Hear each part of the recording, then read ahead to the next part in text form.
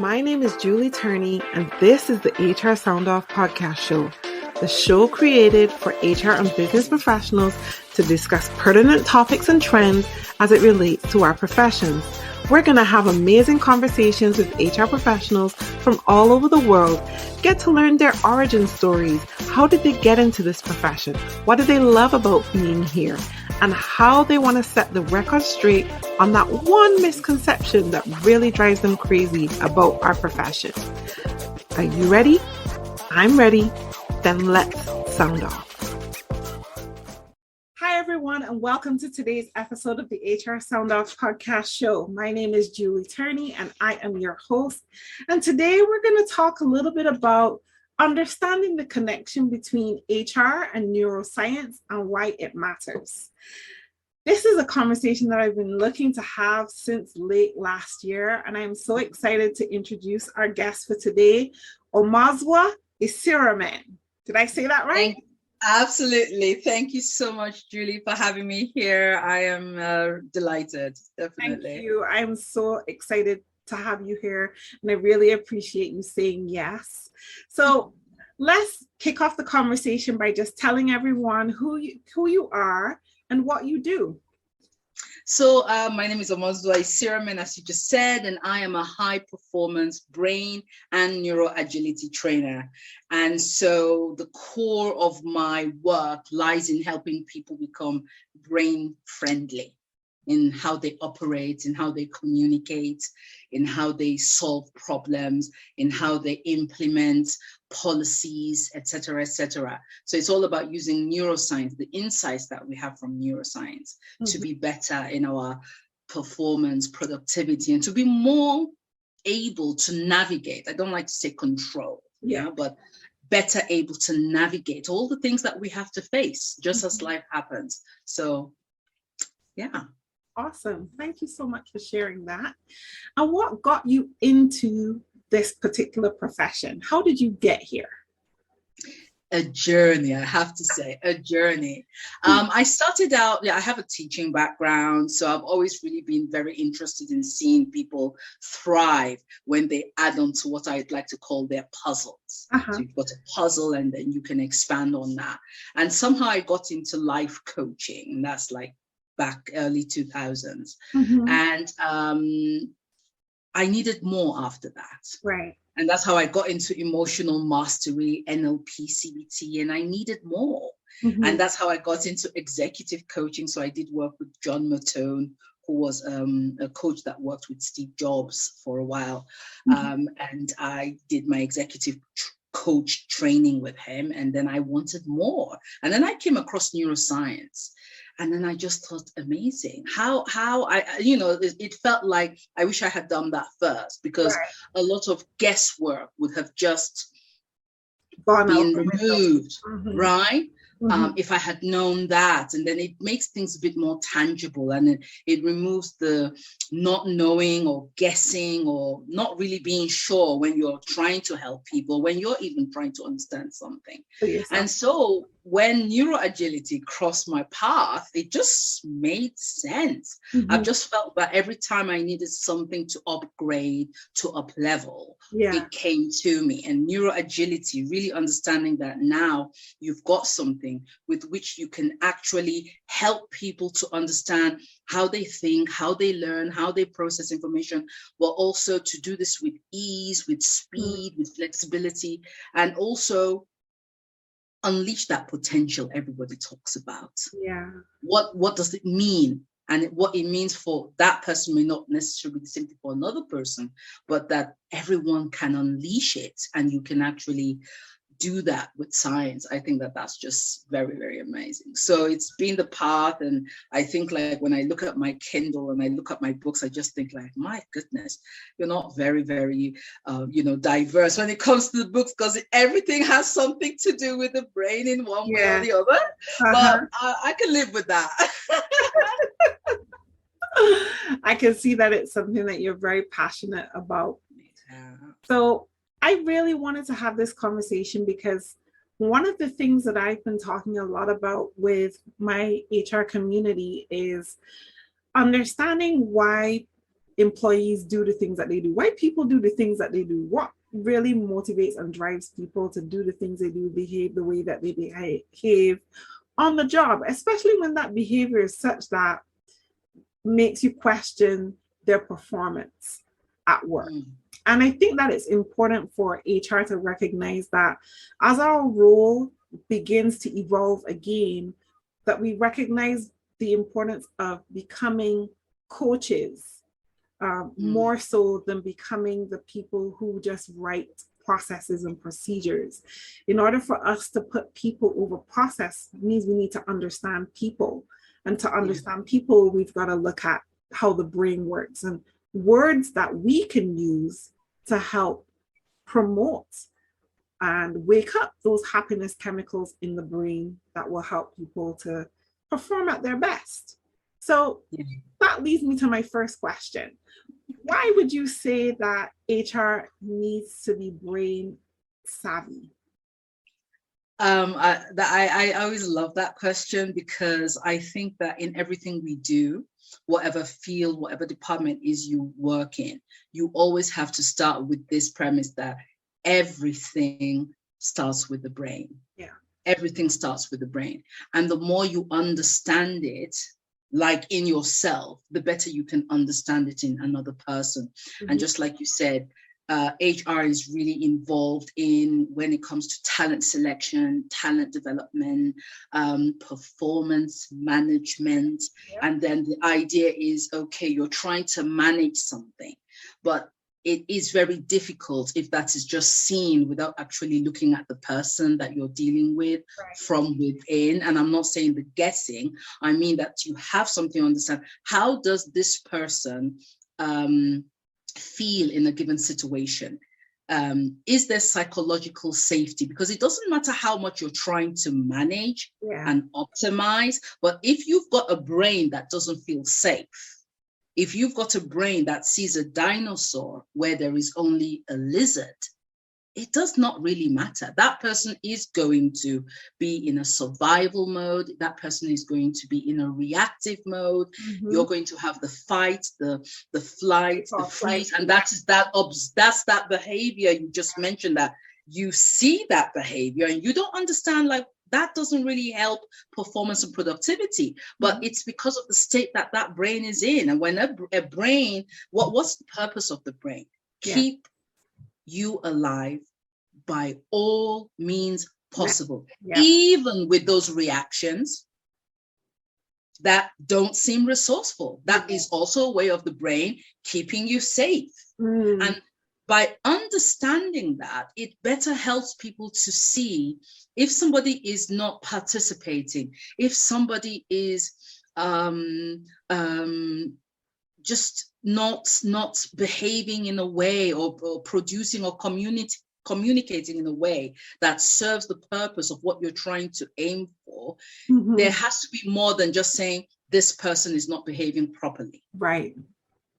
There is something is going on. The brain is in a certain state. So it's the question, is the brain in a reactive or a responsive state? And the more you understand it, then you can see if you're going to make an engagement policy, performance management, performance evaluation, what does that mean? Does that brain think that great talk? Or does that brain already go in, this is going to be awful, it's going to be negative? And that cannot be left out of the formula, to be honest. It has to be taken into account. And when you are able to understand how the brain functions and what it needs to get into a state of flow where it can be productive, it changes the way you operate. It changes the way you relate. It changes the way you understand. So I can catch myself when I know I am triggered in a certain way, and I own my own responsibility by knowing that if I go to someone else in that state, that person is only going to protect themselves because their brain detects danger or threat. It makes a difference. Yes. Thank you for breaking that down for us. And I was just thinking, as you were saying that, the when we are able to fully understand the full 360 picture of that human being, then are we able to give the best advice and the best support that they need in order to progress or improve in their performance. So that makes complete sense to me. Having that full scope really does matter. I wanna ask you also with regards to when we talk about neuroscience, and I guess really and truthfully, we should have started with this question first. But I think you answered it ultimately at the beginning, right? We're talking about what are the key drivers that make people do the things they do. Is that the full scope when we define neuroscience? Neuroscience is everything to do with the brain, what are our thinking processes? Yeah, what are our beliefs? What are our experiences? Just the cognitive tasks, things like that. So it's really a broad area. And then the question would be, okay, what are we focused on? You know, neuroscience was first of all focused on cognitive neuroscience, and then it was all about perception, attention, memory, and along the way it developed into social neuroscience, say in the mid 2000s, and then at some point we just termed the whole thing neuroscience. Okay, so what is it about? It really is about understanding what exactly is happening when we have our management theories, when we have our HR practices, and what role does the brain play in your case now with HR people? How do HR and leadership consultants, how do you understand and go about the fact that the brain is really important when it comes to persuading people to be open, less resistant to change, because that's exactly what you're dealing with the whole time, right? Yeah. And open to changing their behavior, not to say change your personality, but to really understand what is your role. Yes. What are you open to? Mm-hmm. Not in a smack your hand, you're making a mistake kind of way, but rather to say, how are you naturally wired, and how can we optimize that so that it aligns with the mission, with what it is that you're trying to do. Yes. And then when you when you have policies, when you have social reward policies, and you have got engagement policies and the things like that, this can't be done without the brain. Correct. How does it work? How does it react? Because you know how it is. You give somebody an increase in salary, and then you wonder, why is the person not happy after 2 days? Has the person forgotten the great bonus he or she got? Mm-hmm. You know, if you see it like that. Yeah. Yeah, but it's because, the brain chemicals, for example, dopamine, something needs to happen, a behavior leads to the release of dopamine, but it's not like you can store it. It's not like there's some kind of jerry can where you can just store it. So you have to repeat behavior. And that's why after 2 days or maybe 2 months, depending on what the sum was, somebody's like, yeah, okay, I got a bonus, but that's big deal. Mm-hmm. So performance is not static. None of that is static. What leads to high performance, or what leads to productivity, or this having effective communication? These are active things that have to happen, and the brain of the person has to be in a certain state. And if we are triggering those that we lead, or triggering those people that we support, and everything is very robotic and just not really focusing on the fact that I'm talking to a brain, I'm leading brains, and the brain will always keep you alive by all means possible, that's going to be quite a struggle. Yeah. And so having neuroscience, I just find it amazing that we can explain why it's important to include that in our work, why it's important to know emotions matter. If you're going to do a give feedback, if you're going to do a performance evaluation, it matters. You cannot leave it out of the formula. Why may bias creep into decisions without noticing when you're recruiting people? So that it's a powerful tool, it's a powerful add-on. And I think that the more, as HR professionals, the more you know it for yourself, the more you can actually support people, leaders, executive, team leaders, and things like that, and the employees. Definitely. I love that you said we are leading brains, because I think it's important that when we understand, ultimately, as we work with people in our organizations, why it's so pivotal to understand the neuroscience of what makes people tick, because we are leading brains. And I think you just broke that down so exquisitely. Thank you so much for sharing that.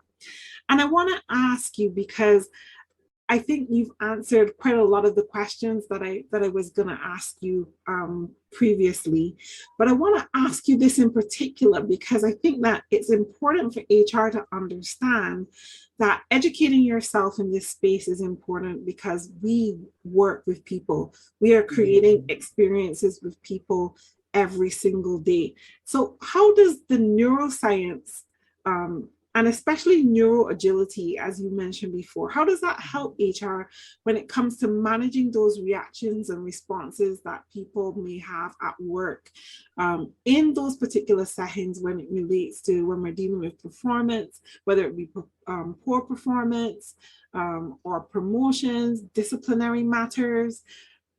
Why is it important for HR to understand the language that we use matters, because it impacts how people's brains function?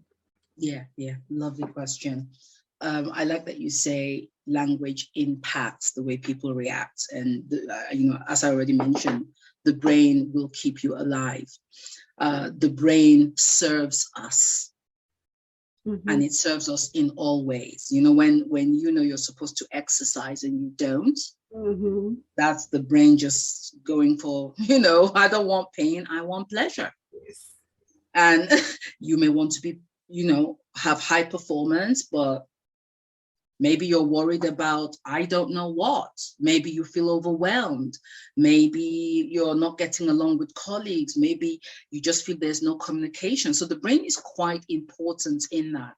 And when it comes to neuro agility and what role it plays and why it's such a great tool for anybody that is in the people optimization and enhancement and development field, why it's so important is because right today, we talk about VUCA. I mean, there is no better time to see that VUCA in play. Yes. And things are changing so quickly.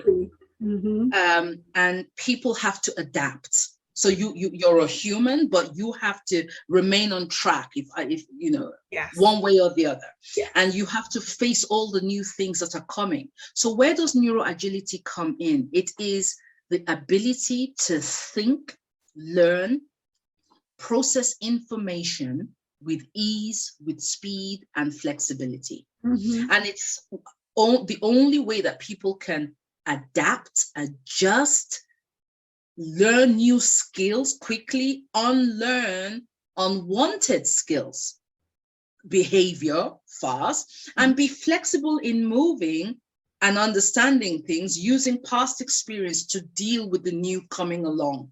So we talk about resilience, we talk about courage, but those things are not going to come into play if somebody we talk about growth mindset. Yeah, yes. What does that mean? It means a brain that is agile. So we talk about agile teams, agile organizations, which is top. But there is that person. Is the person able to learn, to adapt, to adjust, to embrace the changes that the company is putting together? Yes. And when you have somebody who is not neuro agile, who has a kind of who does not have an optimized brain, a brain that is serving the person, so that the person is resilient despite change, and that the person is able to always be in a state of operating and creating and being innovative. That is a problem for any company. It's a big problem. There are costs that, you know, when somebody doesn't want to learn, you can't implement the changes that you want to implement. And so having neuro agility and making sure that your people are neuro agile is a plus for any company. That is where the competitive advantage lies. Yes. Not only for the individual, right, but also for the company itself. So a company that wants to succeed and wants to remain on track has to have agile people. You're speaking my language. Omozua. Yeah. Oh, yeah. And it's a skill, right? It's a skill. So it's not like we're not born neuro agile. No. And there's a saying we say, use it or lose it. Use it or lose it. So it's something that has to always be, you know, you have to practice, you have to put it to test every single day. So that it works, and it's not like surprise, like what just happened, like oh no, I went to school long time ago and now I don't want to learn anything new. But things are changing, and we have to be things are right. You have to be able to adapt. And that is what neuro agility is all about. So also identifying what is your strength, and you know, because there's a lot of talk about strength and weakness. I would like to say, what is your natural given talent?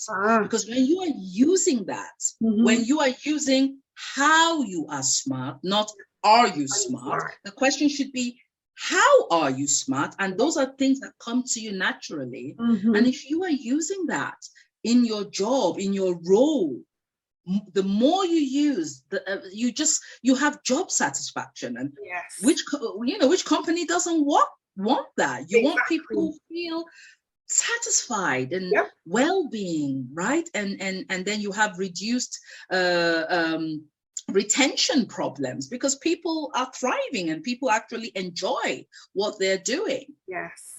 And this all ties to the ROI of engagement.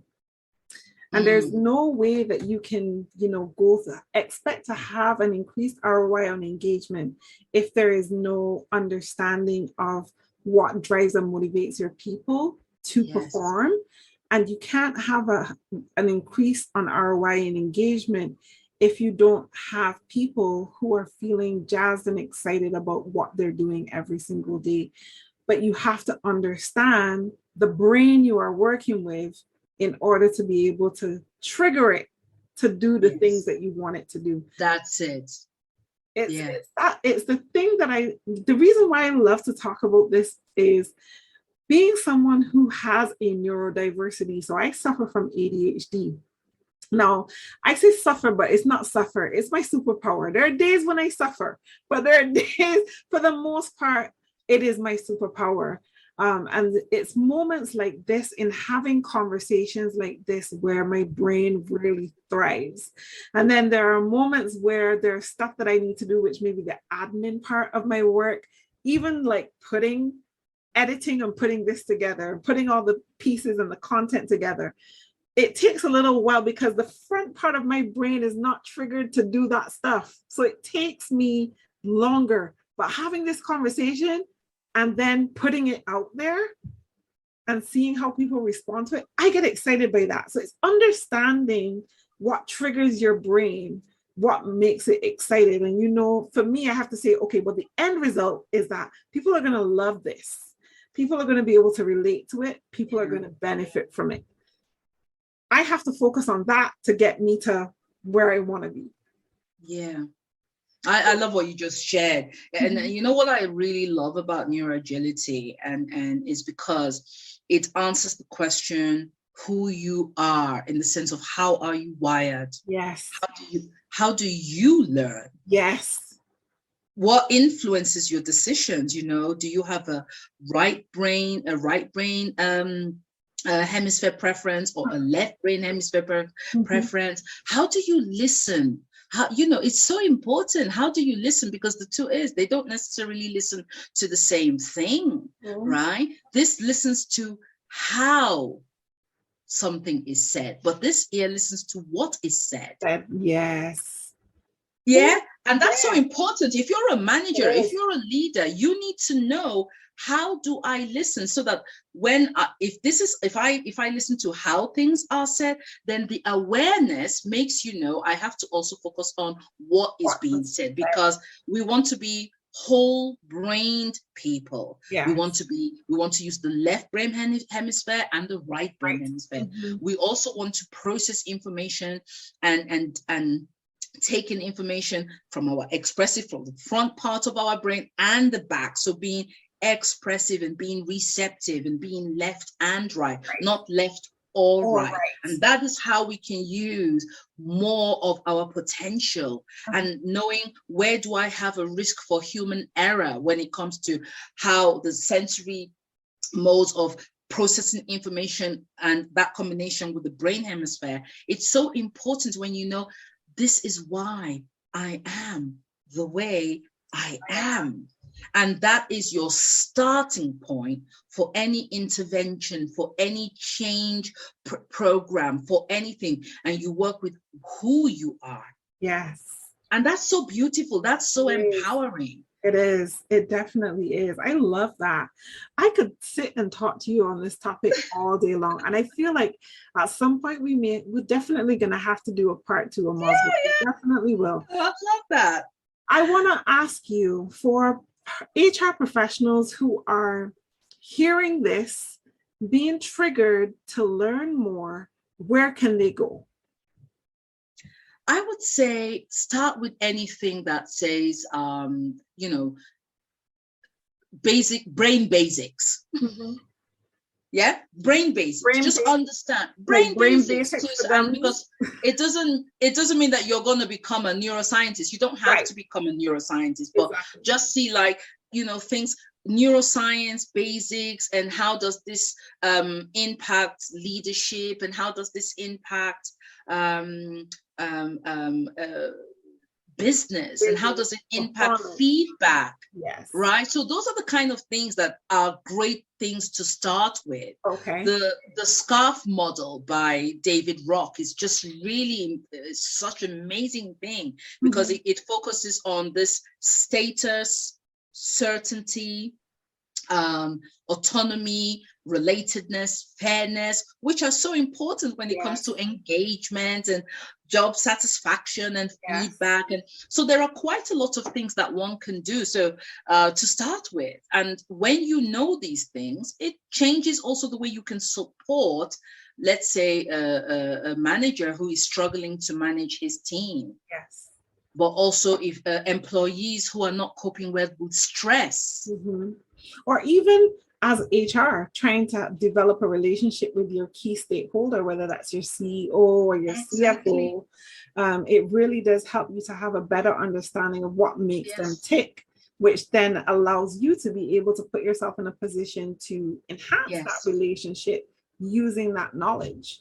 So I definitely, whatever you identify, right? If you identify in yourself, and you can identify it in another person. And I just find that when we talk about diversity and inclusion, I find, isn't it amazing that the brain is the most inclusive thing we all have?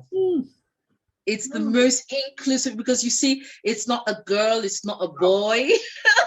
It's not, it doesn't come from there and not there. It doesn't get more inclusive than that. And that is it gives us a joint language that removes out all the personal and the biases, because when this is how you are, we have people who do the Neuro Agility assessment, the profile, and then they get their results.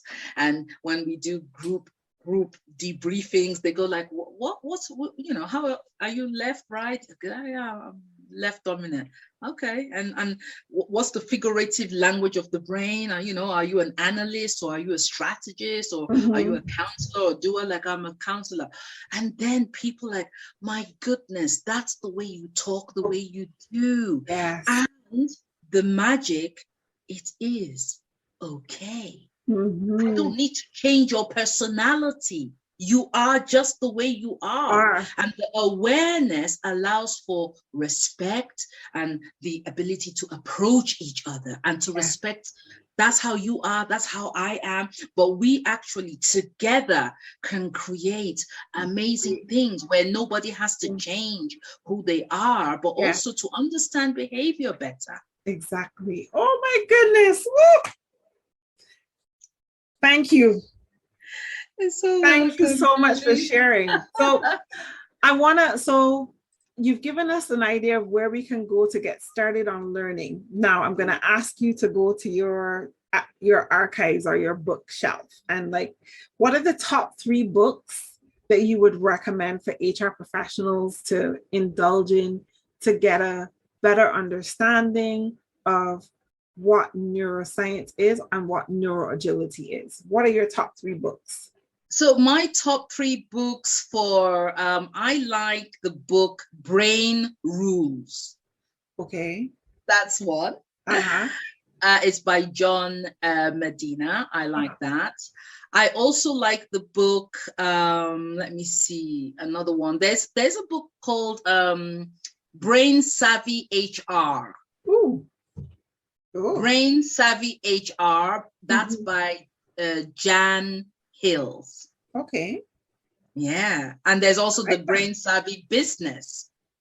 Ooh. And these are, I think it doesn't get any, it doesn't need that's a perfect entry, right? Because then I think when you have that kind of knowledge, and then it's such an eye opener, right? You understand, how does it apply to what I'm doing? Because the brain is in everything. Yes. Feedback, engagement, being innovative, being creative, giving feedback, being productive, communicating effectively, and just experiencing well-being.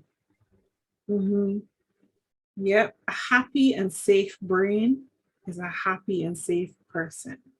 That's the point. And a brain that sees a dinosaur when all that is there is a lizard is the worst thing you can have among the brains in any space, be it personally or professionally. Because, right, if you see a dinosaur, that just means you are going to be reactive. So you calm down till you feel safe again. And if you want productivity and performance, and you've got brains that are all nervous, anxious, not understanding, they don't feel certain, they don't feel recognized, they don't feel acknowledged, they don't feel that their input matters, well, there's an outcome of that, a predictable outcome. Yeah. Thank you so much for sharing that. I want to ask you the last question. When it comes to creating psychological safety in your team, whether it's in HR, particularly for HR teams, what are some of the things that we need to be cognizant of as we start to develop ourselves into a more coaching mindset, getting a better understanding of neuroscience and how it works? How can that help us to create psychological safe HR teams? I think you actually mentioned something of the kind before. I think this psychological safety, it's part of what contributes to a growth mindset behavior, I like to say. And the language is important, because the language that everyone uses, has to be in such a way that it doesn't trigger the fear circuits. Yes. Then another thing is, when it comes to psychological safety, what are we talking about there? We're talking about having practical approaches that always have the brain in mind, that does not affect these 5 factors that I mentioned earlier, you know, the status, the certainty, the autonomy, relatedness, and fairness, and also get to know people, you know, how are they wired, you know, not just the guessing. Right. And this enables you to help them to take ownership of their own personal development goals. And there has to be purposeful practice. You know, when you have something in place where people do not know, why exactly are we doing that again? What does it serve? What, you know, there's no shortcut to this, but it has to make sense. People need to be able to reframe things safely. People need to be able to speak up without the blame cycle. Yes. Yeah. So part of the mindset is also, can I make mistakes? Am I allowed to learn? Yes. Am I allowed to learn from that? Do I have to spend my time covering up because I'm so afraid that I may, you know, lose my job or be reprimanded badly? Exactly. Right. So the blame cycle is another thing that is so important. Yeah. And then really knowing what are the systemic issues that need to be addressed. Yeah. Right. Because every element within a system, within an organization, within a team, they impact the others, and you always get a feedback loop. You get a feedback from what is going on well or what is not going on so well. Yes. And then I would say the last thing would be, seek and learn from feedback. If people can do that,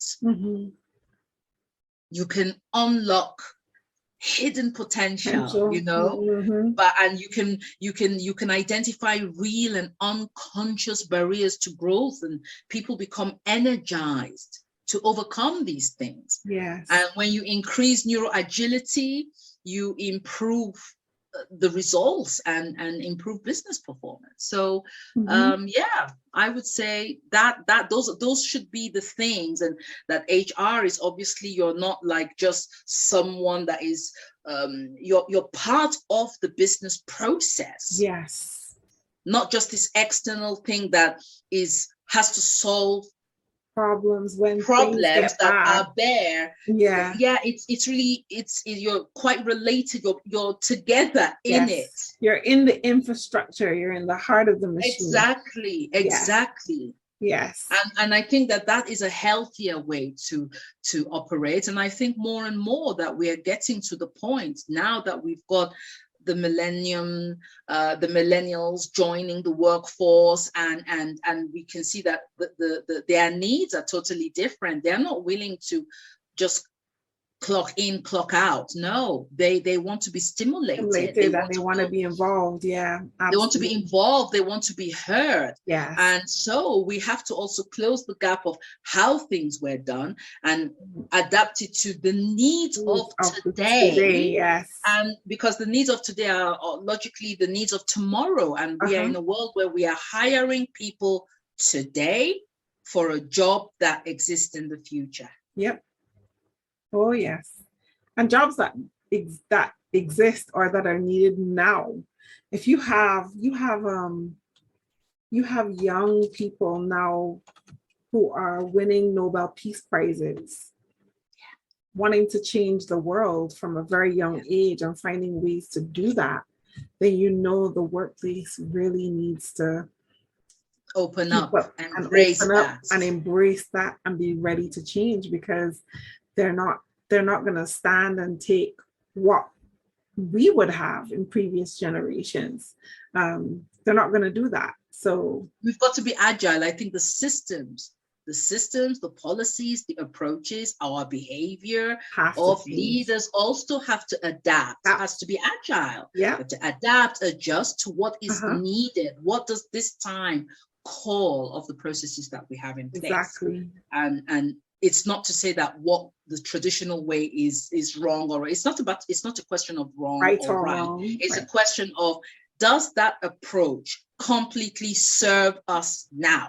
And if the answer is by any means no, then something has to be adjusted. It's really that simple. It's not it's okay, just adjust it. I think it was Charles Darwin that said we either adapt or die, right? That's it. And if you don't want your organization to die, you don't want to have your legacy stopped in its tracks, then the answer is adapt. Change. Yeah, the people. Yes, exactly. Yep. Yes. Yeah. Omazewa, you survived your time in the sound booth today. I want to thank you so much for taking the time, because I know you are a very busy person, to have this conversation with me. I know you could have been somewhere else, but thank you so much for being here today, and I wish you all the best. I will share your contact links in the comments so that people know where to contact you, because people need to know you. People need to engage in you, in your services, and learn from you. And I hope that this will not be the last conversation that we have, because I definitely enjoyed this conversation. So thank you. Thank you so much too, Julie. Thank you so much. Thank you for joining us in the sound booth today. I hope that you found this information from this episode useful. You can find me on all social media platforms at I am Julie Turney. That's I-A-M Julie Turney. And you can find this episode or this show on most digital platforms: Google Podcasts, iTunes, Spotify, you name it, we're there. Thanks to Anchor FM and Rock Solid Entertainment for helping me to put this content together for you. And I will see you again in the next Sound Off.